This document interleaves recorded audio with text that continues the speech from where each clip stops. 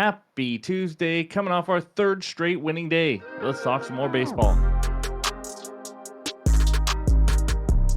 What's going on, everyone? Welcome back in to another episode for Just a Bet Outside. I am your host, Steven, and we're back to talk some MLB. We have a huge 15-game slate today.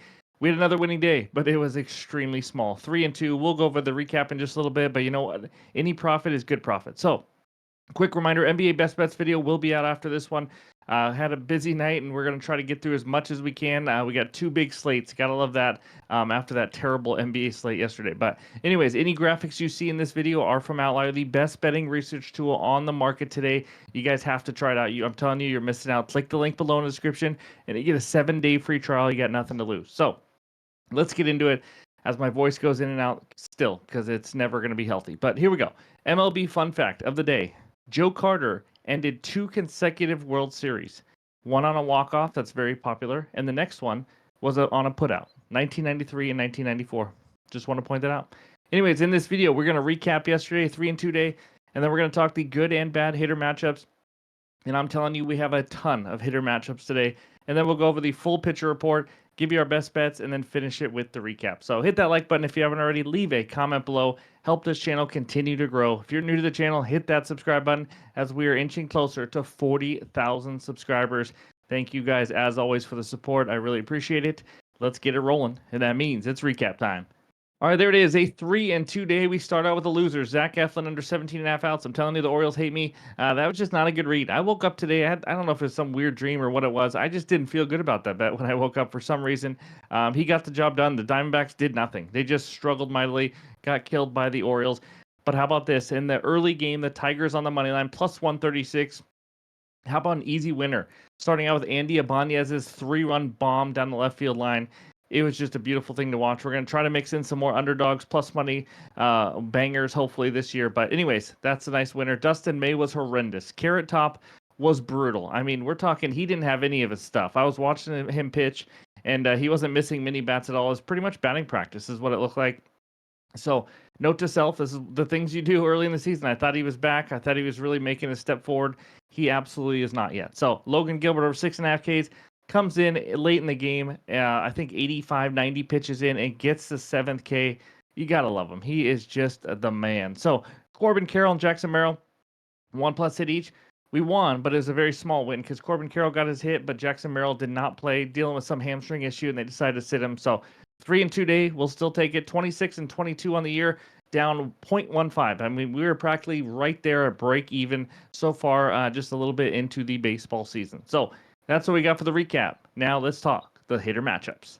All right, here is only page 1 of the good hitter matchups. That's right, guys. These are really valuable if you're looking for some hitter props.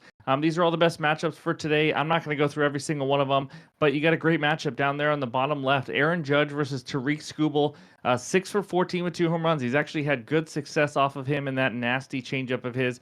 And then we got all the rest of the guys, as you can see here. Not a ton of home runs, 1 or 2 home runs here, not a ton of power. But don't adjust your set. It's correct. Patrick Corbin is back on the mound in the major leagues. Oh my goodness. The original Christmas tree is back for the Rangers. You'll see a lot of names against him because that's how it goes. You see Ian Happ, Justin Turner hit him well as also Nico Horner there on the right side. Seiya Suzuki. I mean, 4 Cubs right there against Patrick Corbin. And then Nolan Arenado down there, 4 for 9 off of Skeens as well. A good matchup there. And then there's all the rest of the guys. Hopefully these can help you guys get some winners. I've heard a lot of feedback of you guys using these and getting you guys some winning tickets, which I love to hear. But that's page 1. Now let's go to page 2. Just 5 more to look at. Ezekiel Tovar. Can I say it's not Tofu? He is 3 for 7 with 2 bombs off fastball, Freddie Peralta. And then Goldschmidt, 3 for 7 with 2 bombs also against Tariq Skubal. Pretty impressive there. But again, Goldie is not quite the hitter he was in the past. And then there's the rest of the guys. So that's what we got for all the good hitter matchups. Now let's take a look at the bad hitter matchups. And we got a ton. And honestly, guys, these are some you might want to look at because it's pretty bad on some of these. How about Marcell Ozuna? 21 strikeouts against Zach Wheeler. And then Nick Castellanos, 19 Ks off Chris Sale. In that same one, right above him, Ozzie Albies, 9 Ks against Zach Wheeler at 7 for 47. I mean, it is just crazy. Matt Olson, 5 for 26 with 8 strikeouts. That is a great matchup. Then Orlando Arcia. We have a ton of Atlanta Braves on this one. which you can understand because it's Zach Wheeler, and then a lot of other guys as well, including Vinny Pasquantino over there on the right side, 0 for 11, just 2 Ks, but has not got a hit off him. Just some really tough matchups for people. So again, hopefully this helps you maybe just to avoid a guy, or maybe you don't care and you just take him anyways. It is what it is, but just here to help you out. But that's what we got for all the good and bad hitter matchups. And now it's time for the pitcher report. All right, these are the first 8 matchups of the day, including the reigning Cy Young Award winner and Tariq Skubal up there going up against Carlos Carrasco Tabasco. So obviously advantage Tigers there in that one. But Smith didn't make any starts. Again, all these stats are last year right now. Pretty soon we're just going to include only this year. But Smith gave up 2 earned runs with 4 walks and 5.2 innings in that first start for him in the majors. Going up against Ben Lively. But then we got Sonny Gray, Paul Skeens. Great matchup. You know, Sonny Gray has not looked as good as Paul Skeens yet, obviously, but it's still a good pitching matchup there. Robleski versus, oh, Lord, I have no idea. I don't know anything about him. I haven't looked it up yet. But Robleski only threw 36 innings last year. So, again, that's a tough matchup to even predict. Then you got Lucas versus Garrett Crochet, obviously, after signing that big deal. Big advantage there for Boston. Shane Boz, Hendricks, but Connor Gillespie looked pretty good in his 2 starts actually so far this year, going up against Clay Holmes, the reliever trying to turn starter. He's had 2 pretty decent starts as he transitions to starter, 4.2 innings in both, and I think he's going to keep getting extended out. But the pitching matchup of the day, Zach Wheeler, Chris Sale, we talked about a little bit, and we're going to talk about this a lot more as Wheeler has been absolutely dealing, and Chris Sale has not quite been dealing. But anyways, that's what we got. And then we got the averages on the bottom, as you guys can see. And again, all these numbers we're going to change and adjust to just 2025 here pretty soon. But this is a bigger sample size. I didn't want to include some guys with just 1 start and things like that. So that's page 1. Now let's take a look at page 2. And there it is. Happy Patrick Corbin Day to everyone that celebrates. I cannot believe he's not on a car lot right now. He is still a pitcher in the major leagues. The OG of the Christmas trees is back for the Texas Rangers. Has he found something? Probably not. But going up against Jameson Taillon as well, that's obviously advantage Cubs if you just have any pitcher really against Corbin. But we got a good matchup in Kansas City in the AL Central. We got Pablo Lopez and Cole Reagans. Lopez, 3 earned runs given up in 12 innings with only 8 strikeouts so far this year. And then Reagans had 1 okay start, 1 really good start. His really good start was 10 Ks against the Milwaukee Brewers last time out. And then Freddie Peralta going to Coors Field. He's only given up 3 earned runs in 13 innings so far this year. And then we kind of keep going down. Merrill Kelly had a horrendous start, giving up 9 earned runs last start, going up against Uncle Charlie Morton, who just turned 72. And then Framber Valdez, I think he's going to pitch. Some websites have nobody listed right now. Somehow Valdez, I think Spencer Arrighetti Spaghetti hurt himself during batting practice. A ball hit his hand or something. Either way, so Framber Valdez is, I think, pitching, going up against Luis Castillo of the Mariners. This is the good Luis Castillo, not the one that just made his major league debut. And then Nick Lodolo, we've talked about, he's been more of an outs guy than Ks guy so far. Only 6 Ks, or only 6 and 6.2 innings thrown, but he's had only 5 Ks in 12.2 innings. So he's gone deep in the game, but just not missing as many bats. And then Ralph had 8 strikeouts last game, 3 earned runs in 4 innings. And then we got a good matchup here, Dylan Cease versus Jeffrey Springs. Dylan Cease, 7 Ks in both starts so far this year. And then Springs, we know he let me down last start. I backed them on the first 5 money line, and he struggled. 4 earned runs in 3 innings, but he did have a great first start. It was against my Mariners, so take that for what it is. But 9 Ks and 0 earned runs. So that's all my rambling. Sorry for all the talk, but those are all the averages on the bottom again. And that's what we got for the pitcher report and all the research help. That means it's time for the best bets. All right, this first one takes us out to the ATL where the Braves host the Philadelphia Phillies. Braves on the money line, minus 120. Phillies on the money line, plus 100, with a total of 7 runs. I think the wrong team is favored. Give me the Phillies on the money line, plus 100 on FanDuel for a half-unit play here. Win or lose this one, what are we doing with this line? Let's just talk about it. We have a 7-2 red-hot Phillies team versus a 1-8 struggling Braves team, okay? So maybe you want to say, well, Chris Sale's on the mound. Okay, well, Zach Wheeler's on the mound. Let's talk about this pitching matchup. 2 great pitchers. Wheeler, an absolute stud, been dominant in his first 2 starts. Yes, against lesser competition, but we know what Wheeler can do. He's been doing it for the last 5, 6, 7 years. In his first 2 starts, 6 innings, 1 earned run with 8 Ks versus the Washington Nationals. 8 innings, 1 earned run, and 10 Ks versus the Rockies. Cy Young candidate last year, if you don't know him much, 2.57 ERA, 224 Ks and 200 innings. He is an innings workhorse. Career numbers versus Atlanta, how about 13-8 with a 2.95 ERA? He threw 13 innings versus Atlanta last season. He gave up a total of 2 earned runs with 15 strikeouts. Now let's go over to the other side, Chris Sale. We know he won the Cy Young Award last year. He's still a good pitcher. He is 36 years old. And you know what? He's in his 2 starts earlier this year. He's given up 3 earned runs in both starts. Overall, 6 earned runs in 10 innings and 12 strikeouts. In his defense, they were against the Dodgers and the Padres. This Phillies offense, though, it's right up there with them. I mean, this is a guy who's given up 6 earned runs already. Offenses, you saw it earlier. This is what's crazy. Ozzie Albies, Marcell Ozuna, Matt Olson, Orlando Arcia, all those 4 guys versus Zach Wheeler, a combined 26 for 148.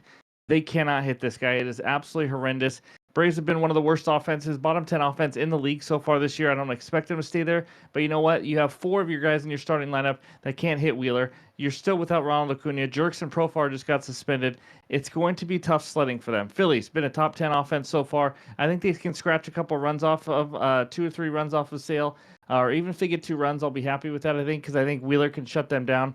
But just like the Dodgers and Padres did. But bullpen's kind of a wash right now. We'll see how they do throughout the year. But both are coming off of a day off, which means they have rested arms in there.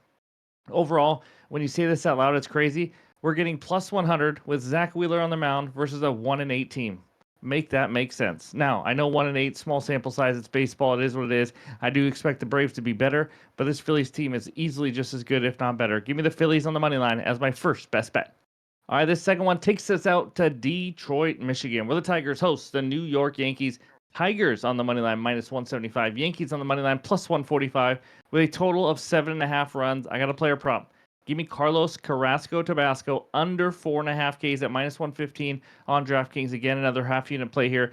Even though Carrasco is an awesome guy, known around the league, everyone loves him, cancer survivor, really cool. I do have to fade his case here. I just have to. He's 38 years old, playing out his last year or two in the majors. Last season, if you don't know much about him, he went under this line in 11 of 21 games. 52% is what it is. We'll talk about that more in just a little bit. But he only averaged 4.24 Ks per game last year. Now, his 2 starts this year, first one was really short, 2 Ks versus the Brewers, but only 2 innings. He only got 4 whiffs in those 2 innings. And then he pitched 5 innings versus the Arizona Diamondbacks. He only got, and by the way, sorry, he pitched 5 innings and he got 5 Ks, which was surprising and a little lucky because he only got a total of 7 whiffs in 5 innings. 5 Ks on 7 whiffs is a pretty lucky stat. I'll say that. So he has a total of 12 whiffs in 7.1 innings. He's not missing a lot of bats, and we know that. It's not a surprise. He's not a swing and miss kind of guy, but both of those starts were at home. Now he heads out on the road. The road numbers last year, K rate dropped from 22.3 down to 17.7% on the road last year. As you can see by this outlier screenshot, under this line, in 7 of 11 road games, 64% last season. Tigers offense. Now, if you just look at the overall numbers, 9th highest K rate versus righties this year so far, but these numbers are inflated due to 2 huge strikeout performances from 2 of the best starting pitchers on planet Earth. Logan Gilbert and Yamamoto had 10 Ks each. 4 of the other 5 right-handed pitchers had 3 or less Ks against the Tigers.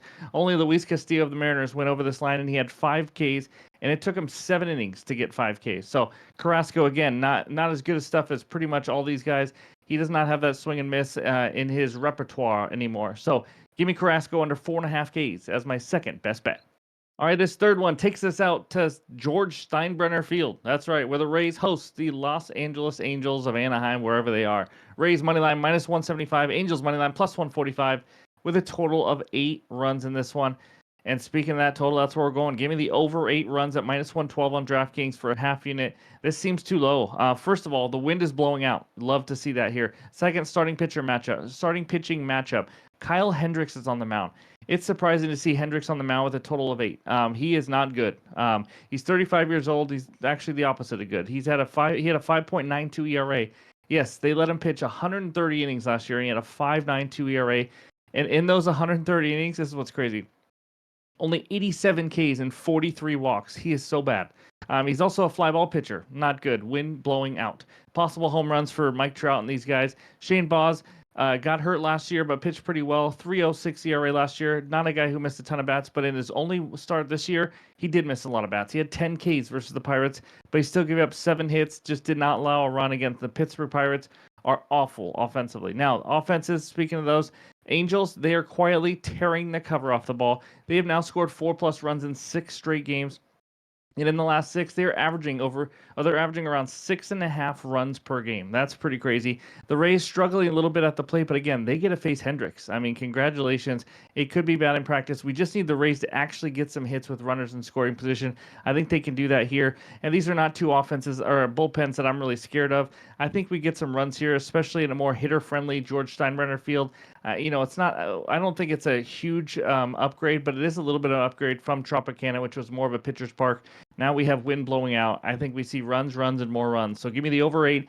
That is my third and final best bet on the video. More added plays, of course, will be in the pinned comments below on X and on Discord. So before we get out of here, let's check out the recap. All right, before we go over the recap, Ryan just mentioned to me, I think I mentioned Mike Trout going bomb off of Kyle Hendricks. That would make no sense because Hendricks is on the Angels, obviously. I meant that the Rays hitters could get some home runs off Hendricks, being a fly ball pitcher, wind blowing out, things like that. But anyways, Phillies money line plus 100 for a half unit. Carlos Carrasco under 4.5 Ks for a half unit, and the over 8 runs in the Angels Rays game for another half unit. There will be more plays coming, so be sure to check the pinned comments, X, and Discord. Thank you guys for watching. As always, let's make it 4 straight profitable days in the MLB. But hope you have a great Tuesday, and we'll talk to you soon.